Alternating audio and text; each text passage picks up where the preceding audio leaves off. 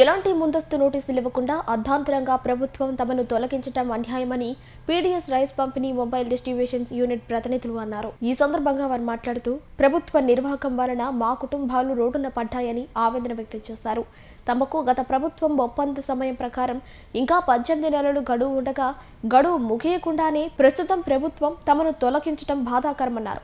తమ సమస్యలను ప్రభుత్వం దృష్టికి తీసుకువెళ్లి ఉద్యోగ భద్రత కల్పించాలని కోరారు. ప్రధానంగా ఈరోజు అందరం కూడా రోడ్డు మీదకి రావడానికి కారణం ఈరోజు వ్యవస్థలో ఎంతో కాలంగా గత ప్రభుత్వం ఏర్పాటు చేసినటువంటి ఈ యొక్క ఎండి వ్యవస్థలో 2021 ఫిబ్రవరి తేదీన ఫిబ్రవరి నెలలో మాకు ఈ బండి ఇవ్వడం జరిగిందండి. అందులో భాగంగా మాకు 6 సంవత్సరాలకు గాను అగ్రిమెంట్ చేసుకుని గత ప్రభుత్వం ఏదైతే ఉందో వైఎస్ఆర్సీపీ ప్రభుత్వం మాకు ఈ బండి ఇవ్వడం జరిగింది. తర్వాత 9 కాలం పాటు ఏదైతే ఈ కూటమి ప్రభుత్వం వచ్చిన తర్వాత ఈ రోజు నిన్న మాకు బండ్లన్నీ కూడా ఒక్కసారిగా మేము బండ్లన్నీ తీసేస్తున్నాం అని చెప్పి చెప్పడం కూడా జరిగింది. మమ్మల్ని ఎన్నో రకాలుగా మేము వచ్చినప్పుడు కోవిడ్ టైంలో ఉన్నామండి. అందరూ రెడ్ జోన్ లో కూడా చాలా కష్టపడి మా కుటుంబాలను కూడా వదిలి రోడ్డు మీదకి వచ్చి మేము పనిచేసాము. అలాంటి వ్యవస్థలోంచి ఈ రోజు మమ్మల్ని అందరినీ కూడా తీసివేయడం అనేది చాలా బాధాకరమైన విషయం.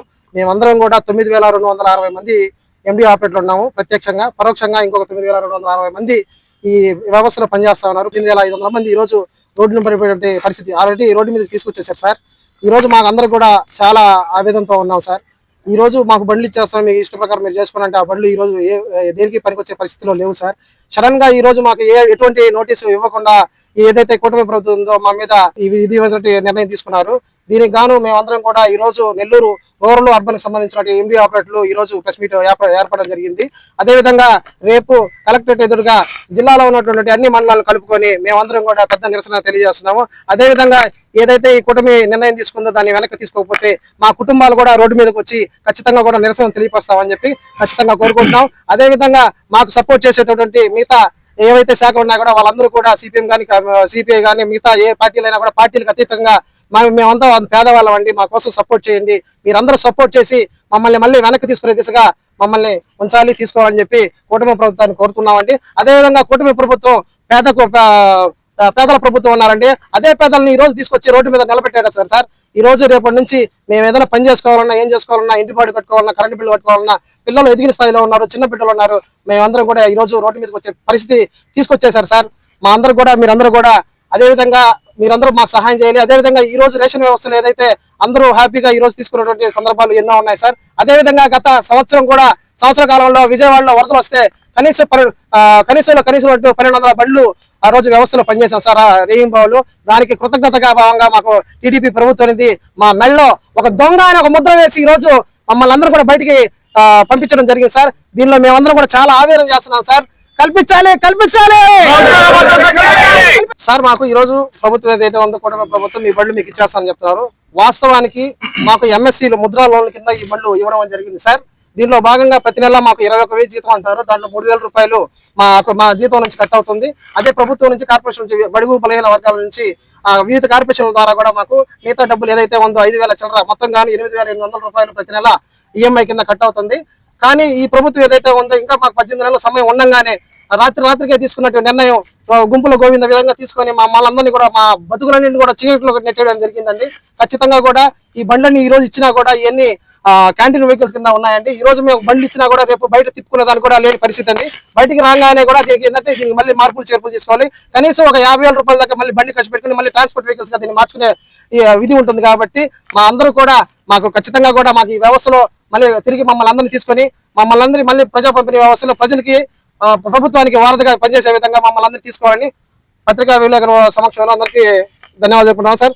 సీఎం గారు అందరూ చేతులు జోడించండి. అయ్యా మేమందరం పేదవాళ్ళం సార్, మాకు వృత్తిని కల్పించి మమ్మల్ని అందరినీ కూడా మీ యొక్క ప్రభుత్వంలో భాగస్వాములు చేసుకొని అందరినీ ముందుకు నడిపించాల్సిందిగా కోరుకుంటాను. ఇది ఇంకో విషయం ఏంటంటే ఇది రాజకీయాలకు అతీతంగా అంటే ఏ రాజకీయాలతో సంబంధం లేకుండా మేమందరం కూడా వాళ్ళ బాధలు వాళ్ళు ఉన్నారు కాబట్టి అందరూ కూడా ఈ రోజు రావడం జరిగింది. దీంతో పాటు రేపు కూడా మాతో పాటు పనిచేసే వాళ్ళు ఎవరైతే ఉన్నారో మమ్మల్ని నమ్ముకొని ఉన్నారో వాళ్ళందరూ కూడా రేపు రావడం జరుగుతుంది.